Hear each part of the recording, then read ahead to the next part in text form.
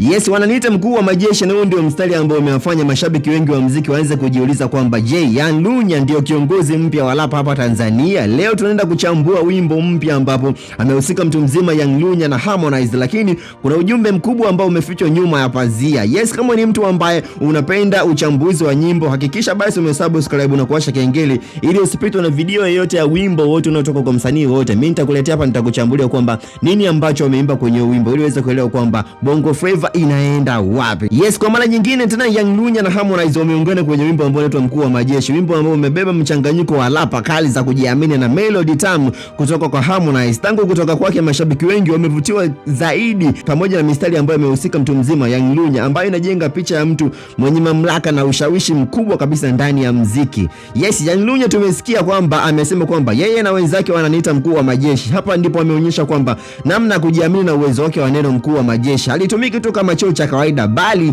ni ishara ya uongozi, nguvu na heshima ambayo ameijenga kupitia kwa mashabiki zake na kazi zake za muziki. Lakini swali ambalo limekuwa ni kubwa sana kwa watu wengi, wanajiuliza kwamba kama Young Lunya amepita na mistari ya club, je, Konde Boy atakuja na mistari gani? Ndio swali ambalo watu wengi wanajiuliza. Konde Boy yeye atarap au ataimba tu kama Bongo Flava tunavyomjua, ndio muziki wake ambao umeuzoea kila siku? Lakini sasa tukiachana na hayo, hili collab ni kubwa sana kwa sababu linaonyesha ni watu wawili ambao wamehusika. Moja ni rapa lakini mwingine anaimba Bongo Flava. Langu jina mimi ni Clanson JM, lakini nakukumbusha pia gusa na subscribe lako chini ya video hii ili uweze kuwa mtu wa kwanza kabisa kupata stori zangu, na kama video hii basi ikitoka, mimi nitakuchambulia kwamba kitu gani tena ambacho tumekiona kutoka kwa